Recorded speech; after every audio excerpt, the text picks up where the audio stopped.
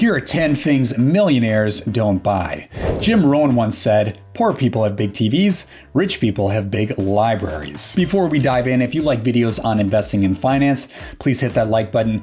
And if you want to see more videos like it, please hit that subscribe button. Here at Tykr, we're all about clear, confident investing. Okay, here are the 10 things millionaires don't buy. Number 1, unprocessed and unhealthy food. It's low quality, it doesn't feed your body, and it doesn't feed your mind. Millionaires and multimillionaires, they typically eat pretty healthy food. Number 2, impulse buys. So e-commerce has been extremely easy to buy really anything you want with just a few clicks. Amazon, you're very good at that. The problem is a lot of people stay poor because of the easy checkout process.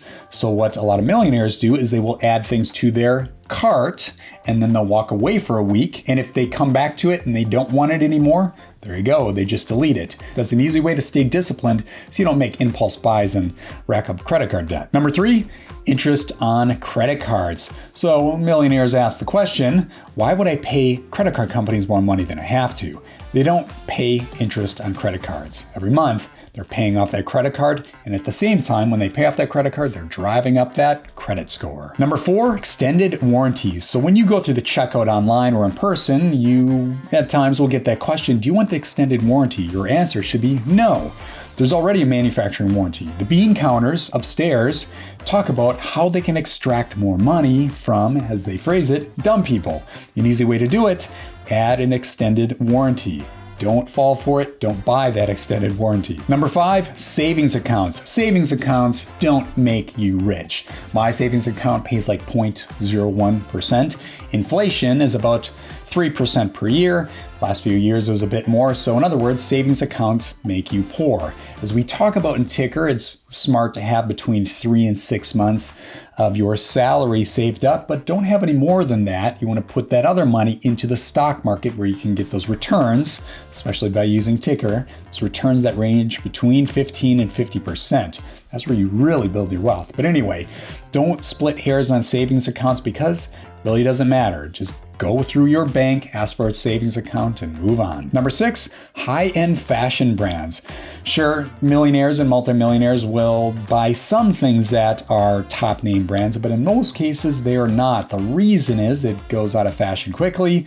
And number 2, they don't get an ROI on that investment. You'll see a common thread here with some of the upcoming items is millionaires are always thinking about, if I'm sending money out the door, how much money can I make on that in return? It's a constant discipline to be thinking in that way. And fashion, unfortunately, doesn't generate a positive ROI. Number 7, new cars. I know that brand new car smells so good, but the moment you drive it off the lot, it typically depreciates 15%. And in that first year, it can depreciate 20%. That's why a lot of millionaires and multimillionaires will buy newer used cars. Get pretty much the same product, but at a lot lower cost. Number 8, lottery tickets, kind of related to the extended warranties. In this case, they call it a tax for the poor. Unfortunately, a lot of dumb people buy lottery tickets and they're just sending money out the door with no positive ROI. Don't buy lottery tickets. Number 9, and we're gonna spend a minute on this one.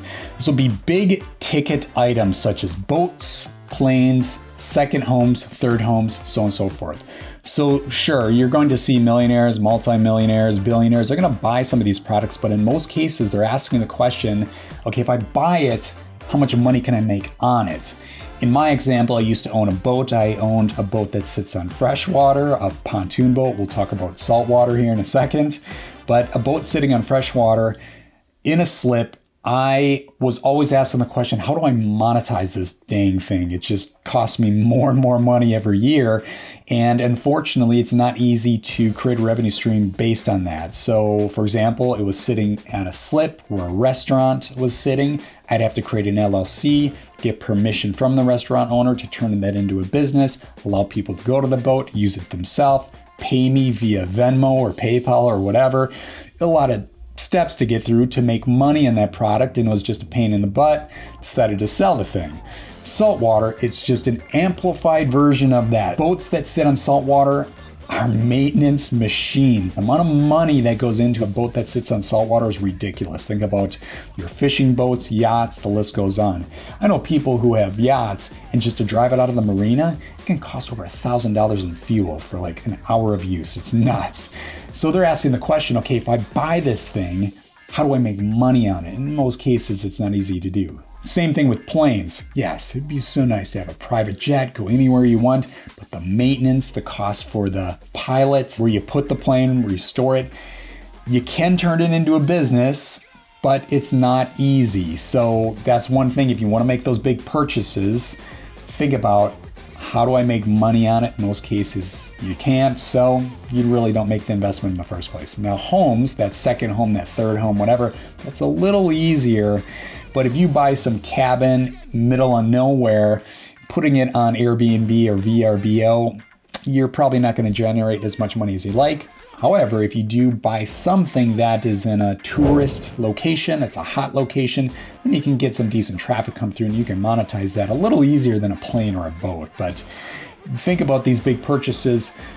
How can you make money on it? It's really the common thread with a lot of these. If you're sending money out, what kind of money are you bringing in? All right, number 10, large inheritances. So a lot of millionaires and multimillionaires and even billionaires are not giving their kids any money. And if they give them a little bit of money, that's where it pretty much stops. The reason is it sets them up for failure. I've known some kid, I remember in high school, there was always that rich kid. They were smoking pot. Life was easy. They drove the new car and they never went to school. They got into more trouble with drugs and they really never amounted to much. And that story is kind of on repeat with a lot of people out there. Don't put your kids in that position. Make them work for their money. Trust me, it pays off. In most cases, a lot of millionaires and multimillionaires, they are following this trend of, guess what?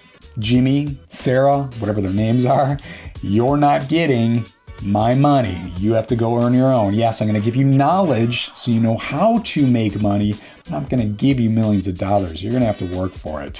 So that's one thing I'm seeing more and more. I think that's a smart play. Make your kids work for it. They'll be better off in the end. All right. I'd love to hear what you guys have to say. If I struck a nerve on any of these, please comment below. Or if you totally agree, I'd love to hear your comments. And if you want to start confidently investing on your own, you can join Tykr for free. And if you're interested, if you scroll down below, there's a free training, a 3-step process on how you can get started in the stock market. All right. We'll see you in the next video. Bye for now.